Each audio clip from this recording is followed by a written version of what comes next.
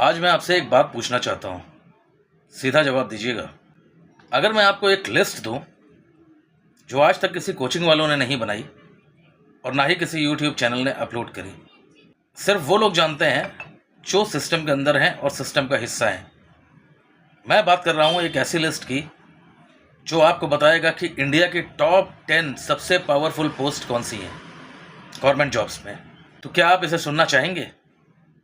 मैं हूं प्रांजल खरे और आज के इस वीडियो में मैं आपको बताने जा रहा हूं 10 गवर्नमेंट जॉब्स जिनकी पावर के बारे में 99% लोग गलत सोचते हैं पूरी लाइफ। और नंबर 1 पे जो ऑफिसर है उसका नाम सुन के इनफैक्ट मैं चाहता हूं कि आप गेस करें और कमेंट में लिखें नंबर 1 कौन है, क्योंकि इस बात की मैं गारंटी दे सकता हूं कि 100 में से 95% लोग गलत जवाब देंगे। लेकिन पहले एक चीज़ क्लियर कर देता हूँ, ये रैंकिंग सैलरी से नहीं बन रही है, ये रैंकिंग सिर्फ पावर से बनी है।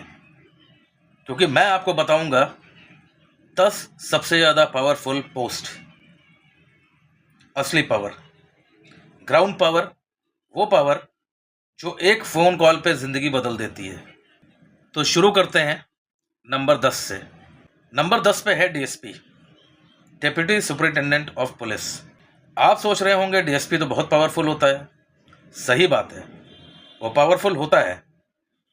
एक डीएसपी के पास पूरे डिस्ट्रिक्ट की पुलिस का कंट्रोल होता है। उसके एक ऑर्डर पे बहुत सारे, इनफैक्ट 100, 200, 500 कांस्टेबल्स हिलने लगते हैं सीधे। लेकिन, और ये मैं पब्लिकली पहली बार बोल रहा हूँ, डीएसपी की एक कमज़ोरी है जो उसे हमेशा नंबर 10 पोजीशन पे रखती है। कमज़ोरी है ट्रांसफ़र्स, फ्रीक्वेंट ट्रांसफ़र्स। सिर्फ एक फ़ोन कॉल आता है और डीएसपी का ट्रांसफ़र हो जाता है। तो एक फ़ोन कॉल और डीएसपी दूसरे डिस्ट्रिक्ट में। इसलिए पावर है मगर स्टेबिलिटी नहीं है, और बिना स्टेबिलिटी के पावर अधूरी होती है। इसलिए डीएसपी नंबर 10 पे है। और अगर आप डीएसपी की पूरी लाइफ के बारे में जानना चाहते हैं, उसकी सैलरी, उसके प्रमोशंस, उसकी लाइफ स्टाइल, उसका रियल पावर, तो इसके लिए मैं ऑलरेडी अपना प्रीवियस वीडियो बना चुका हूँ। आप उसे जाके देख सकते हैं, ये वाला वीडियो। इसका लिंक और इसका मैं थंबनेल आपको यहाँ पे दिखा दे रहा हूँ, लिंक डिस्क्रिप्शन में है। नंबर 9 पे आता है रिव्यू ऑफिसर, आरओ। अब इसका नाम सुनकर बहुत सारे लोग हंसेंगे। दे विल से कि आरओ कौन सा बहुत बड़ा पावरफुल पोस्ट है जो मैं उसे लिस्ट पे डाल रहा हूँ। मगर भाई रुको, पूरी बात सुनो। आरओ डायरेक्टली सेक्रेटेरिएट में बैठता है, सीधा गवर्नमेंट फाइल्स हैंडल करता है। वो फील्ड में नीचे नहीं जाता, सिस्टम को ऊपर से हैंडल करता है, सिस्टम के सेंटर में। और एक चीज़ मैं आपको बता देता हूँ जो बहुत कम लोग जानते हैं, फाइल के ऊपर एक आरओ का साइन होने के बाद वो डिसीज़न इम्प्लीमेंट होता है, चाहे नीचे कोई भी हो फिर। तो इसलिए पावर हमेशा फील्ड में नहीं होती है, कभी कभी पावर पेन और पेपर पे भी होती है। इसलिए आरओ नंबर 9 पे है। और आरओ की पूरी रियलिटी, उसकी लाइफ स्टाइल, उसका प्रमोशन, उसकी सैलरी, 8th पे कमीशन लगने के बाद क्या सैलरी होगी, ये सारे डिटेल्स मैंने अपने प्रीवियस वीडियो में बना रखे हैं, जिसे आप जाके देख सकते हैं। लिंक डिस्क्रिप्शन में भी अवेलेबल है और थंबनेल मैं यहाँ आपको अपने स्क्रीन पे दिखा दे रहा हूँ। नंबर 8 पे आता है सब डिविजनल मैजिस्ट्रेट, एसडीएम। और ये वहाँ पे है जहाँ पे इसको मेरा दिल चाहता था रखना। एसडीएम वो ऑफिसर है जिसके पास एक साथ जुडिशियल पावर और एग्जीक्यूटिव पावर दोनों होती हैं। मतलब वो केस भी सुनता है और एग्जीक्यूटिव डिसीजंस भी लेता है। That means law and order भी मेंटेन करता है। इसका मतलब हुआ 2 अलग अलग डिपार्टमेंट्स की पावर मगर एक ही इंसान में, लेकिन फिर भी नंबर 8 पे। ऐसा क्यों? क्योंकि इसके ऊपर 7 ऑफिसर्स और हैं जो इसको कंट्रोल करते हैं। एसडीएम वर्सेस डीएसपी की पूरी कंपैरिजन, भौकाल, प्रमोशंस, पोस्टिंग, उसका वीडियो मैं बना चुका हूँ। लिंक डिस्क्रिप्शन में है, थंबनेल आप यहाँ पे देख लीजिए। अब आगे सुनना ज़रूरी है, क्योंकि रैंक 7 से लेकर रैंक 1 तक जो ऑफिसर्स आते हैं उनके बारे में ना कोचिंग्स बताती हैं ना यूट्यूब बताता है। ये कोई नहीं बताता, रैंक 7 एसडीएम। एसडीएम जानते हो, डीएम जानते हो, लेकिन एसडीएम और डीएम के बीच में जो ऑफिसर होता है 99% लोग उसका नाम भी नहीं जानते हैं। उसका नाम है एडीएम, एडिशनल डिस्ट्रिक्ट मैजिस्ट्रेट। आगे बढ़ने से पहले मुझे ये बताइए, आप में से कितने लोग ऐसे हैं जो पहले से जानते थे कि एडीएम होता है या एडीएम कौन होता है? और मैं बेट लगा के बोल सकता हूँ कि 95% लोग या 10 में से 7 लोग एसडीएम और डीएम के बीच में जो ऑफिसर होता है, जिसे हम एडिशनल डिस्ट्रिक्ट मैजिस्ट्रेट एडीएम बोलते हैं, उसका नाम भी नहीं जानते हैं। इसीलिए तो ये लिस्ट बना रहा हूँ। एडीएम वो ऑफिसर होता है जो डीएम का राइट हैंड होता है। जब डीएम बिजी होता है तो एडीएम साइन करता है। जब डीएम टूर पे होता है तो एडीएम डिस्ट्रिक्ट चलाता है। जब डीएम कोर्ट में होता है तो एडीएम डिसीजंस लेता है। बिना एडीएम के डीएम का काम एक दिन भी नहीं चल सकता है। और यही है सिस्टम की सबसे बड़ी आयरनी। जो सबसे ज़्यादा काम करता है उसका नाम सबसे कम लोगों को पता है। ADM rank 7। अब इसके बाद ये कोई नहीं बताता रैंक नंबर 6। एक कहानी सुनाता हूँ आपको। 2013 में जब उत्तराखंड में फ्लड्स आए हुए थे तो एक ऑफिसर था जो पूरे डिस्ट्रिक्ट का इवैक्यूएशन प्लान बना रहा था। पानी है, टूटे हुए ब्रिजेस थे, कोई सिग्नल अवेलेबल नहीं था। आर्मी को कोऑर्डिनेट करना, एनडीआरएफ की टीम्स के साथ कोऑर्डिनेट करना, उनको गाइड करना, हॉस्पिटल्स को अलर्ट करना, कोई उसे परमिशन देने वाला नहीं था और उसको ऑर्डर्स भी कहीं से नहीं मिल रहे थे। वो खुद ही हर चीज़ डिसाइड कर रहा था और खुद ही हर चीज़ों को इम्प्लीमेंट कर रहा था। उस ऑफिसर का नाम है डिस्ट्रिक्ट मैजिस्ट्रेट। ये होती है एक डीएम की असली पावर। एक डीएम के डिस्ट्रिक्ट में डीएम की मर्जी के बिना कोई भी कुछ भी नहीं कर सकता। मतलब एक परिंदा भी पर नहीं मार सकता है। इलेक्शंस होंगे, DM. Natural disaster, DM. Law and order, DM. Land records, DM. मतलब एक इंसान और पूरा डिस्ट्रिक्ट। तो फिर रैंक 6 क्यों?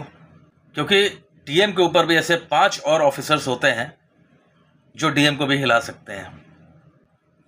आगे सुनिए, क्योंकि अब ये लिस्ट और भी ज़्यादा इंटरेस्टिंग होने वाली है। ये कोई नहीं बताता रैंक 5। एक डिस्ट्रिक्ट में डीएम भी होता है और एसएसपी भी होता है। तो फिर असली बॉस कौन है? क्योंकि दोनों ही पावरफुल हैं। ये क्वेश्चन कई सालों में कई बार मेरे सामने आया है। बहुत बार मेरे स्टूडेंट्स ने भी मुझसे पूछा है। आज मैं इसका जवाब सीधे सीधे आपको देता हूँ। डीएम सिविल एडमिनिस्ट्रेशन का बॉस होता है और एसपी पुलिस एडमिनिस्ट्रेशन का बॉस होता है। ऑफिशियली डीएम और एसएसपी दोनों इक्वल होते हैं, लेकिन एक सिचुएशन ऐसी भी आती है जहाँ पे एसएसपी डीएम से भी ज़्यादा पावरफुल हो जाता है। वो सिचुएशन क्या है? अगर आपको पता है तो कमेंट में बताइए किस सिचुएशन में एसएसपी डीएम से ज़्यादा पावरफुल हो जाता है। वो सिचुएशन होती है लॉ एंड ऑर्डर क्राइसिस।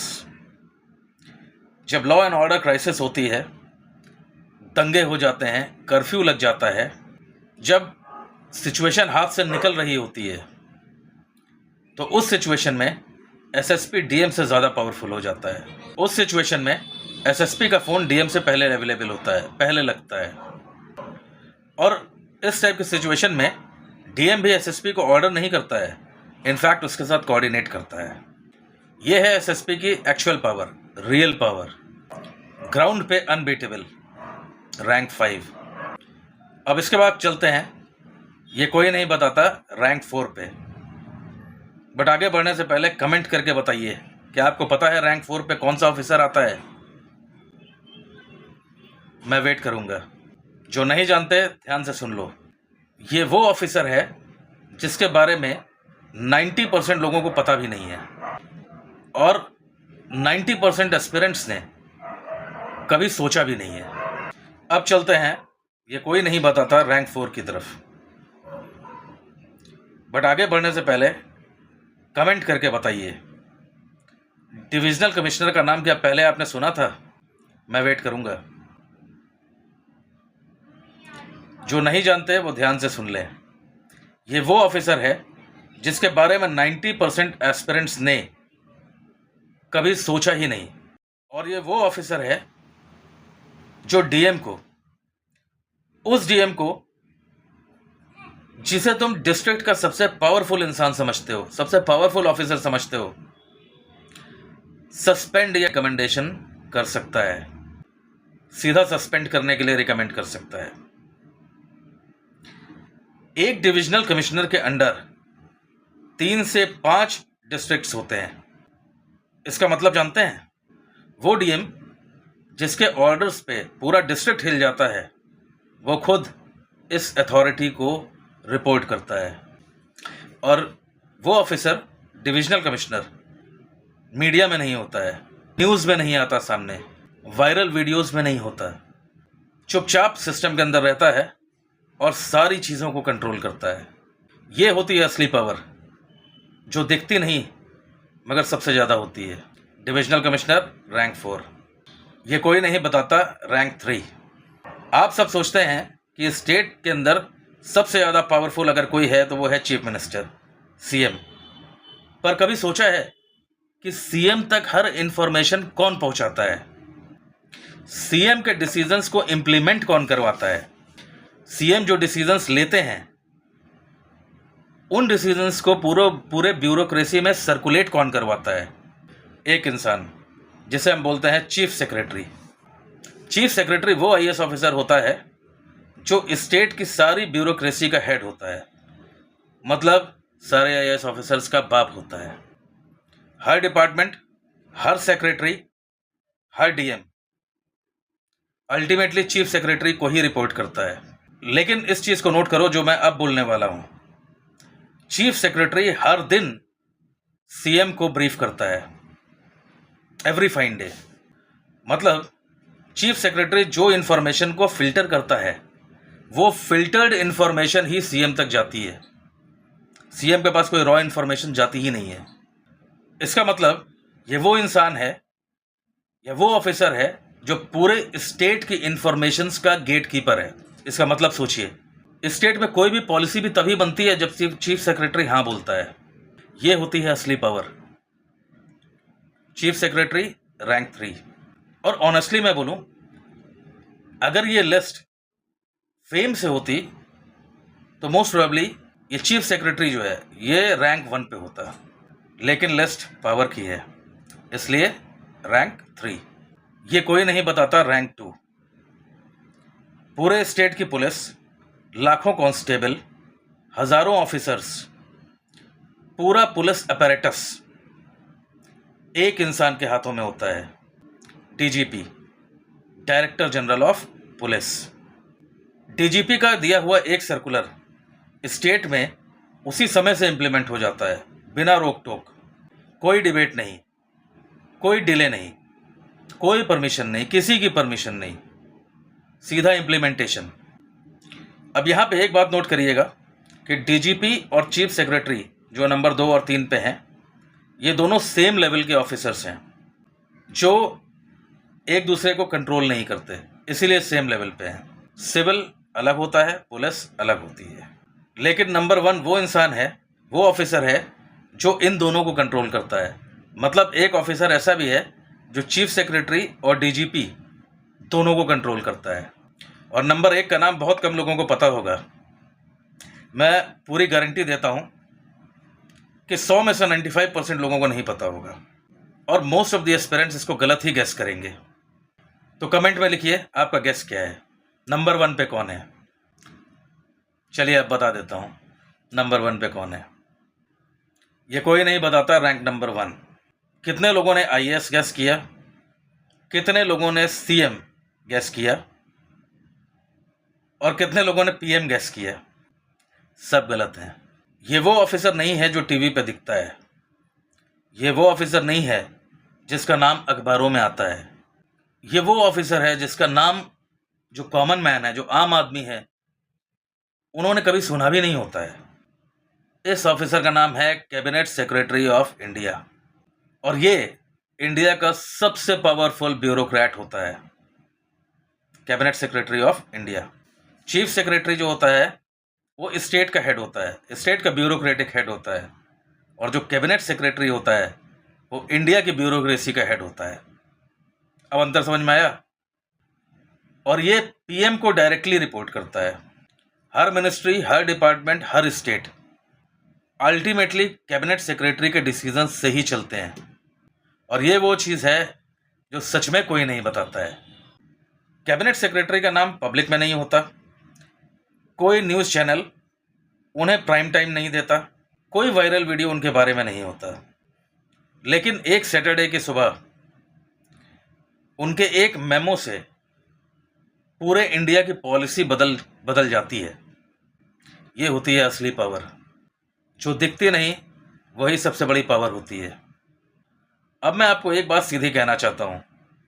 ये लिस्ट मैंने इसलिए नहीं बनाई कि मैं आप लोगों को इम्प्रेस कर सकूं, बल्कि इसलिए बनाई क्योंकि जब मैं यूपीएससी की तैयारी कर रहा था या मैं तैयारी के प्रोसेस में था, तो ये इन्फॉर्मेशन मुझे किसी ने नहीं बताई थी। और ये सारी की सारी इन्फॉर्मेशन मुझे खुद रिसर्च करके निकालनी पड़ी। तो मैं ये नहीं चाहता हूँ कि इस हायरार्की को जानने के लिए आपको अपना टाइम वेस्ट करना पड़े, और आपका टाइम इस टाइप के इन्फॉर्मेशंस में वेस्ट ना हो और आप तक सीधी जानकारी और सटीक जानकारी आप तक पहुँच सके। इसके लिए ही मैंने ये चैनल बनाया है, civil services made easy. SDM versus DSP पे पहले ही मैं एक वीडियो बना चुका हूँ। अगर आपने नहीं देखा है तो डिस्क्रिप्शन में लिंक है, काइंडली जाके देख लीजिएगा।